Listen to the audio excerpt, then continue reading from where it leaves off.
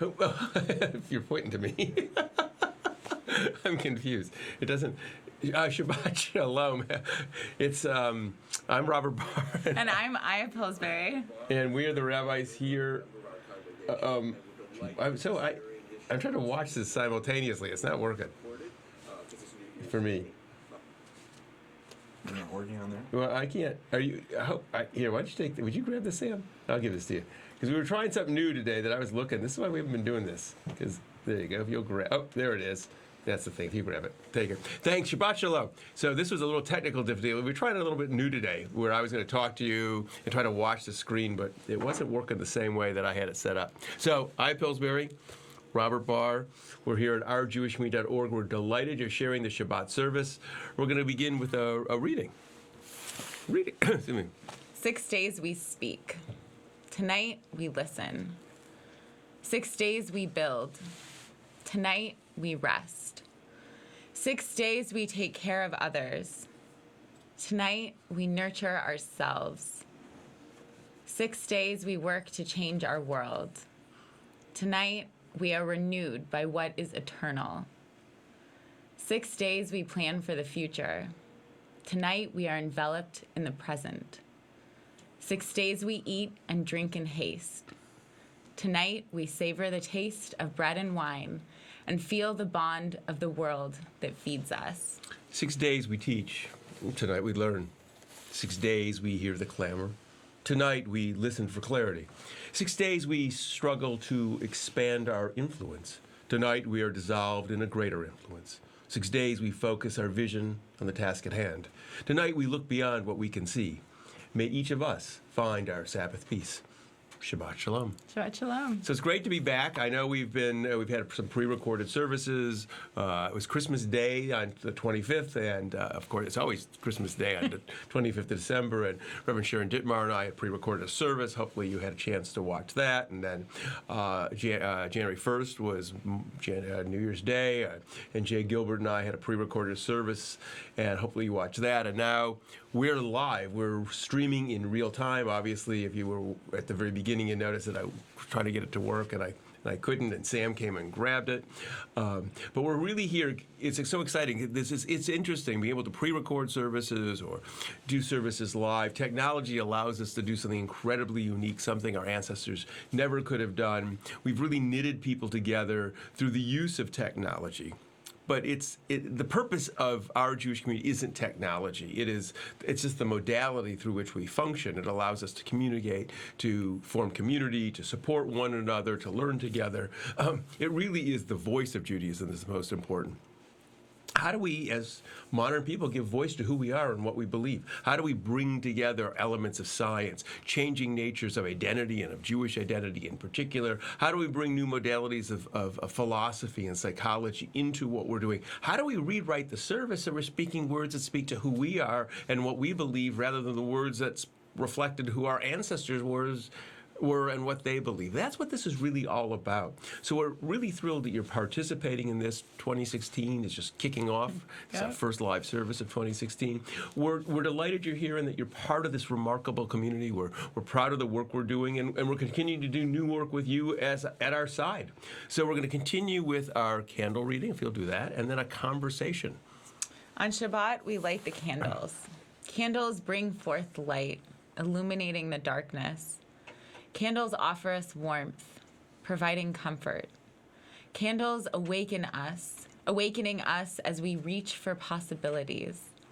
As we light these candles, let us use their light to stretch beyond ourselves, touching others, bettering our world. Baruch ha'or ba'olam, blessed is the light within the world. Baruch ha'or ba'adam, blessed is the light within each person. Baruch ha'or ba'Shabbat, blessed is the light of the Sabbath.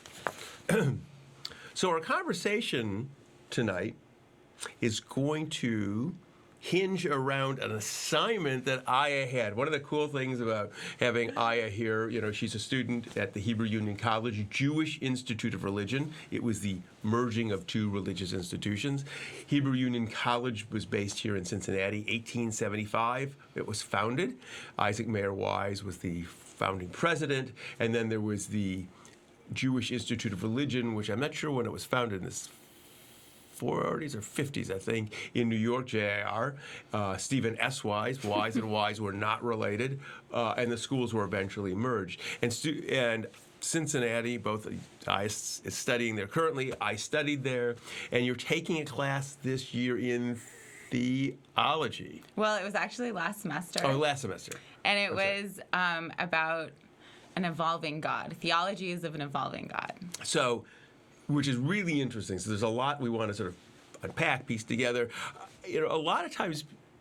So just let's put this in context. So you're studying at the Hebrew Union College Jewish Institute of Religion, studying to be a rabbi, studying Jewish theology, and Yes. there are theologies. Yes, and in fact, there were actually so many different theologies just that evolve, which means that God changes over the course of time, that not all of them made it into our one semester syllabus. Even a whole course. So about how many did you cover? Just I would say like 5 to 10. Wow. So think about this, and I think the reason when we were talking about doing services tonight, I think a lot of folks is they encounter Beth Adam and they know we approach theology differently, and they assume there's a Jewish approach to God. Yeah. And there really isn't. Judaism has always had multiple approaches to God.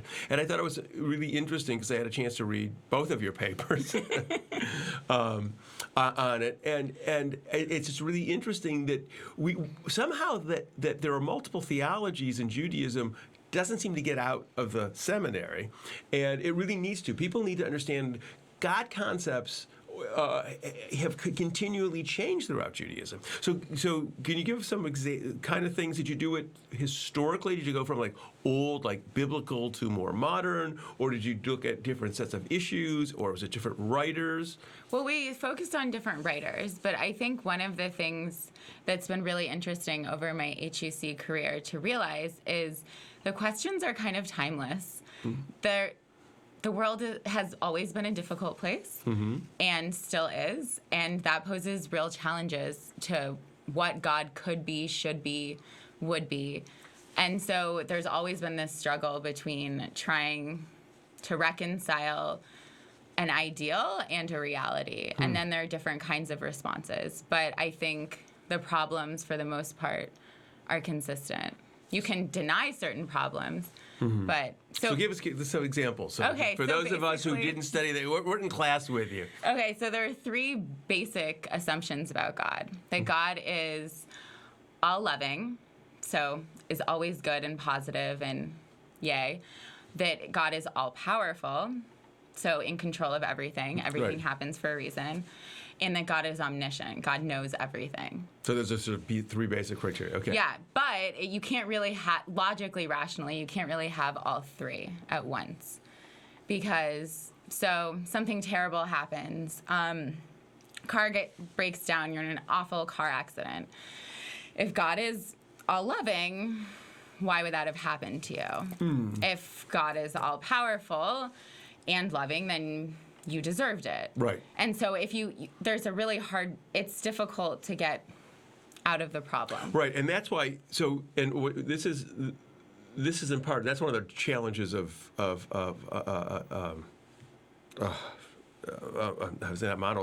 monotheism. Mm-hmm. That monotheism being the belief in one God. If there were competing gods, then each god might have a different personality, and you'd have a loving God, a powerful God, and an all-knowing God, and then they could fight with each other. And so that raises the other question of, is God consistent?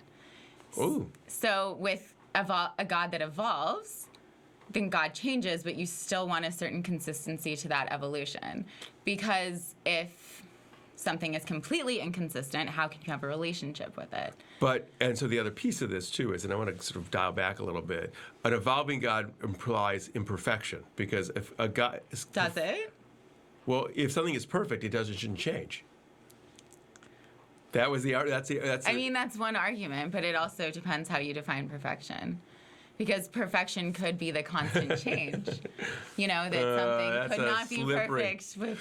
That's a slippery slope. I come from the theological perspective. Perfection means, and it's fixed. Most of the theologies we talked about did deal with that. So you posited these 3 elements, and then you looked at different God concepts that were written about at different times, looking at all-loving, all-powerful, all-omniscient, all-knowing, and seeing the debates. So which ones did you look at? Can you sort of throw out a philosopher, somebody we might have heard of? So one person who's not as famous, but was a personal favorite, was Reines, Alvin Reines. Oh, okay. So Dr. Reines was a professor. I wrote my rabbinic thesis with him. Professor Reines was a professor at Hebrew Union College, Jewish Institute of Religion. He was the head of the philosophy department when I was there. I wrote my senior sermon with him, my rabbinic thesis that was less philosophical, actually. It was more linguistic. It was about the word Jew. But he was a very strong figure at the college, very progressive thinker. So his he had a more radical interpretation, which is God as the potential in everything, the potential for good in everything, and just the ultimate potential in general. And so that was really interesting to me because it makes God intensely personal and at the same time active, but not active in a person kind of potentially abusive way. Okay. So that's an interesting. We'll get back to that second. But you can't pray to that God, and you can't request things of that God. No. You could pray to that God as if you were talking to anything, but it wouldn't respond to the prayer because that would make no sense. Yeah. Right. It's a different kind of action, right. yeah. So what was this thing about abuse you sort of threw out? Okay, so one of the... This is my pet peeve, which is why I threw it out there. I had a feeling. I knew we were going down this track, folks. It was just a matter of getting there. So one of the problems with a lot of theologies, at least for me personally, is that it can feel abusive in the sense of one of the classic patterns of abuse is that the person who does the abuse beats someone up and then apologizes after and brings a present. I'm so sorry, it'll never happen again.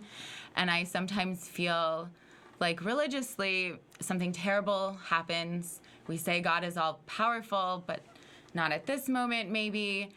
Look at the beautiful sunset. Let's come to services. That's beautiful. Just see and for me that's hard. Right. So the dynamic is that if a God is all powerful, all knowing, and all loving, and something bad happens, then I refuse to believe that it's my fault all the time, and the bad things that happen to people seem to happen to the same people over and over. And this is what you're raising. It's the issue of either evil, or this is why the book, Harold Kushner wrote the book When Bad Things Happen to Good People, because that the theology you posit of an all-powerful, all-knowing, all-loving God, when bad things happen, one has to then either say the person deserved it, which would be the abuse kind of situation, or the person really is evil. Yeah. But a nice person like you, something bad happens, so you're not evil, so you'd have to say it's abusive. Or it's a mystery, and you'll find out the mystery later on. Yeah. Or God is that everything will be, all the scales of justice will be righted in the world to come. This is why theology changed, and you dealt quite a bit with that, because traditional theology, and I want to use traditional theology, I'm talking about the theology that seems to be embedded in the historic prayers and in the prayer book. Well, you don't have to look further than Baruch atah Adonai, which Melech HaOlam, blessed are you, Lord and Master, King of the universe. And that has certain implications in terms of omnipotence and what that means and how the world was structured. And for our ancestors, their whole world was structured in terms of kings and hierarchies. And so, of course, that thinking made sense, and that's how relationships worked. There was no such thing as equality. Even in a marriage, it was hierarchy. In a family, and now we do things differently. And so theologies change. I'm sorry, and their knowledge of how the universe worked, not just so hierarchy is one element of it, but why things occurred as they did. They didn't have the laws of nature. They didn't understand science. They didn't understand how things, why it rained or didn't rain. They didn't have meteorology. So for them, this all-powerful being they were in relationship with the all-powerful being, wondering why because it was almost always a he, because it was Melech, king. Why those things were happening? So they're always trying to dice those things out. And I think that speaks to the human need we want to understand our world, and we want to make meaning out of it. And theology is a framework for doing that, and why it really matters to think about the implications. So you did Rhinus. Who else did you study? We studied Heschel, and Civilization with Kaplan. Oh, Kaplan. So Mordecai Kaplan, founder of Reconstructionist Judaism. We've talked about him here. I mean, much of his theology, there's elements of it here as well. And Michael Blumenthal and some other theorists. And so really, did you, in the class, you dealt with theology as a sort of philosophic issue. You didn't deal with its relationship to prayer or prayer language or things like that, did you? A little bit, because that, in general, is how we relate to theology on a daily basis. Okay. And that's how it ends up getting translated. And is also, in terms of studying it, it's easier to close read prayer than anything else. Sure, and that's and it sort of leads us to why Beth Adam exists. The reality is we're very traditional in the idea of change. I mean that the seminary teaches a class about theology and different concepts of theology and changing theologies over time and evolution of theology is an affirmation that approaching God differently is a Jewish concept, and one doesn't even need to use the term God to be Jewish, because that's another approach, because one could say, one could posit, and this is one of the arguments about whether one uses the word God or not, is that one of the theologies that you were studying, particularly sort of the classic biblical one, is that term is what God, that word God is associated with that, and any of the other ones are not God. Some people argue that, or some people argue that it's so confusing at this point, that the word has gone through so many modifications, it's easier more to talk about what we believe and try to come up with new language to do that. Well, that was something that became clear throughout the course, is each theorist was trying to redefine the same terms because our language just isn't rich enough. Right. And I think because we throw around these terms so much, we assume that we know what we're talking about, and a lot of times we really don't. Right, presumptive theology. I think it's a real problem. People say, oh, I believe in God. We fill in the blanks. Right, we assume either we know what they mean, or they mean what we mean by that, or we think we know what they mean, and it's really difficult, because certainly when you read a Kaplan who really believed in God is the power allows for personal salvation, and salvation really is a possibility to become a most full human being. Yeah, self-actualization. Yeah, he came out of that time. That, like Rhinus, isn't a God one would pray to, because it wouldn't change anything. But the meaning, he would still use that. And the challenge with Kaplan was he used all the traditional prayers. And you'd go into a Reconstructionist service and you'd hear Baruch atah Adonai Eloheinu melech haolam, and you go, well, wait a second, that sounds like the prayer I heard down at the Orthodox synagogue. Do they mean the same thing? And they go, no. It's a metaphor. It's a metaphor. And Rhinus, Dr. Rhinus, really, he was also in the process of doing this, but he really wanted to change the written word of the text. And in some degree, we come out of that tradition as well. One of the things that I think is important about understanding about ourjewishcommunity.org and Congregation Beth Adam is we draw our inspiration from multiple roots, from Reform Judaism, that when it wrote its original Pittsburgh platform in the 1800s was embracing science, recognized changing theology a lot, even worked in changing the way that the prayer book worked. We drew from that. We drew from Zionist thinking, and I'm talking about the philosophy of Zionism, which was about peoplehood. Kaplan, which is about civilization. We're a giant civilization. Also a non-interventionist God. He was a religious naturalist.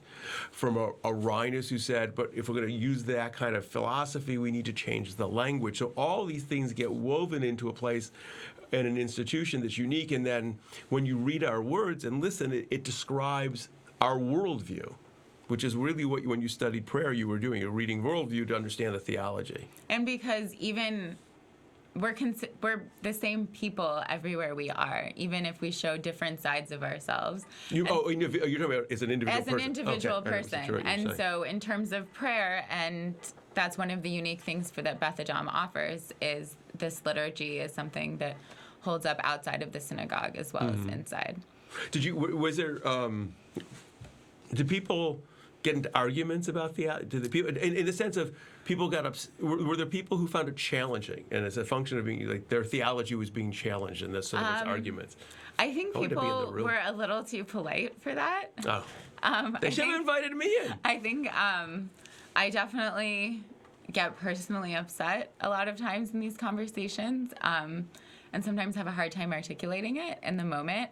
And I think part of it is because it is so personal, and I think it does go so deep, and I think it is really important. And I think it's really important to have honest conversations with people who think differently, except how do you do that without challenging everything or saying, I don't understand anything you're saying. And it's hard because I want to respect you, but I also... And it's a class. I mean, it's sort of a and we're colleagues, right? And it's a professional class. It really it's a philosophy class. So everyone is totally entitled to their beliefs and has really great reasons for thinking and believing them. But people didn't share their. Did people share their little beliefs? bit at the beginning? Some people went around. Not everyone did. But really. Yeah. That sounds so funny. See, this is really, to me, this is really exciting. This is the richness of Judaism. Yeah. That we really have, and one of the, I think one of our responsibilities is here at our Jewish community is to share this richness and complexity. I think many of us, when we grew up, either weren't told about the complexity, or when we've encountered Judaism later on, weren't told about the complexity. Oftentimes, we were given a very sort of cookie cutter or limited impression of what Judaism is, the diversity within Judaism and theology, and it's important to understand the complexity. I think it's a much more rich and textured experience when we know that. And we had some fascinating people they were wrestling with core questions about what does it mean to be human? What does it mean to be alive? How do I interact and encounter the universe in which I live? And what's my responsibility? You know, and that's why I think this stuff is important. So do you have a follow-up class to it? What's the follow-up class? I don't know. I had life. Life. Well, we're going to deal with this. It's great. I really, I obviously this is sort of part and parcel to the experience here at our Jewish Community at Order. I'm really glad you shared. I enjoyed reading the paper. It was fun because it gets me to think about sort of the set of issues, and we should all do that. Is what do our beliefs? How do they inform our lives? How do they add meaning to our lives? How do what we believe help us cope? I think sometimes, and this is something I always teach when I work with rabbinic students or chaplains, in the crisis isn't the time to figure out what we believe. Yeah.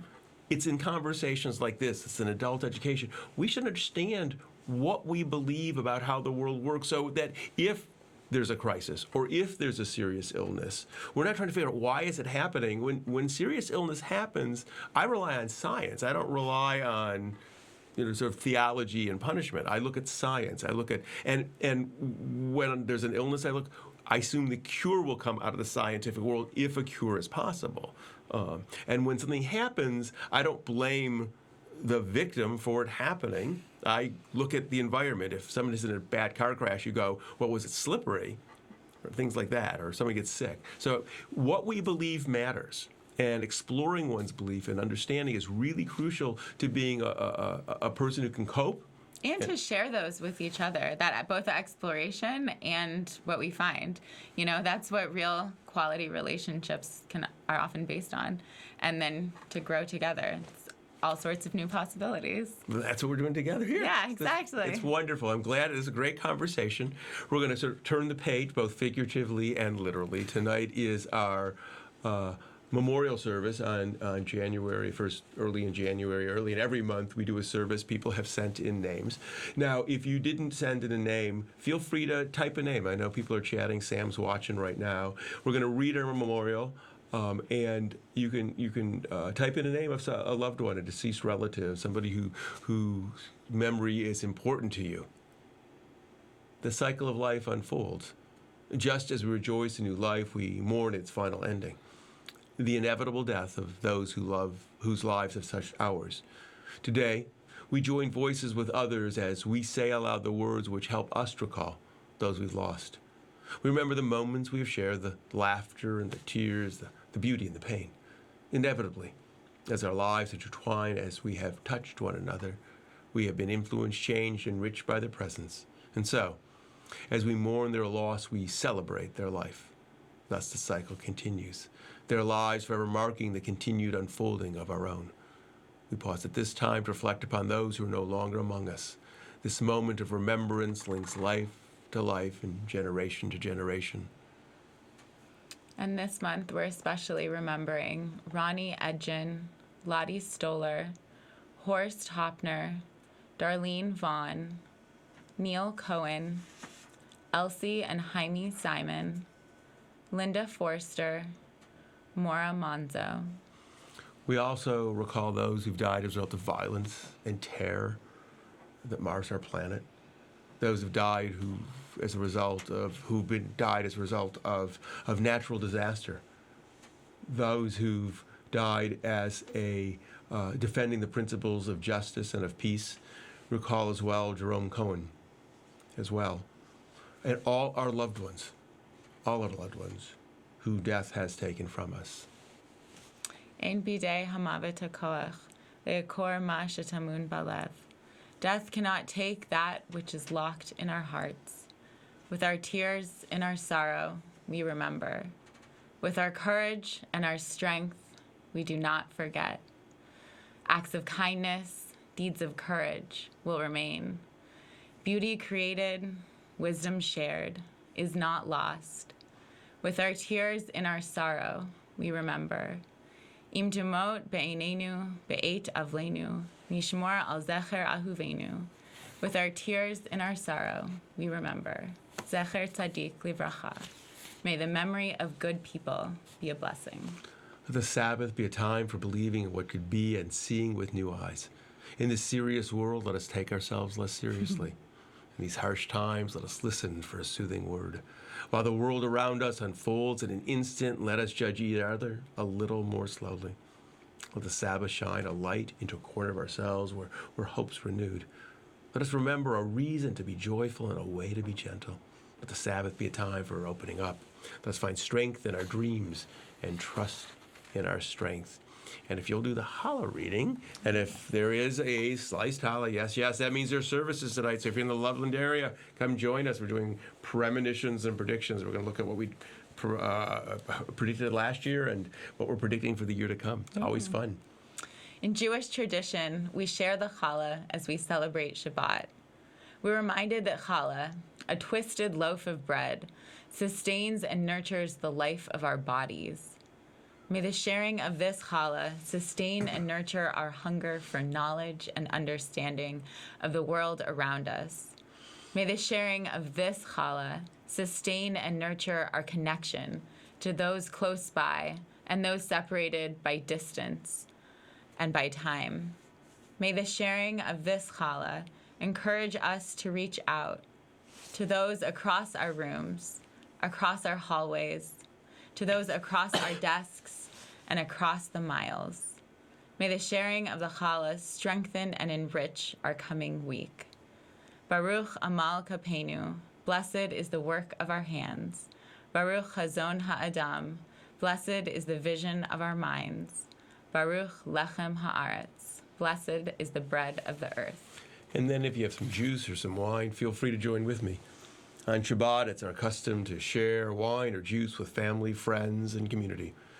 It reminds us that it's not enough for us to quench our physical thirst. We must nourish our spirit as well.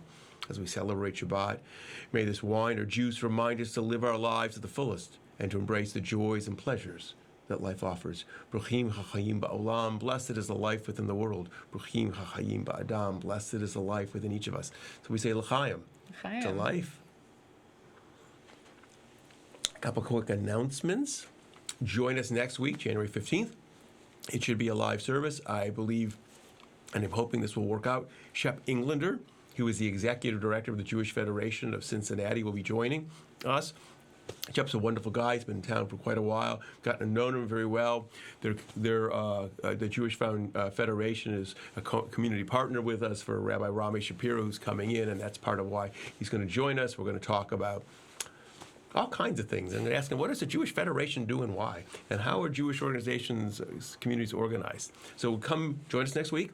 Go to our Facebook page if you haven't done that. We're posting stuff all the time. Share what we're doing. Go to our website, ourjewishcommunity.org. Take a look at what's up. If you haven't looked at the Hanukkah video, go ahead. And if you have, look at it again. It's still cute.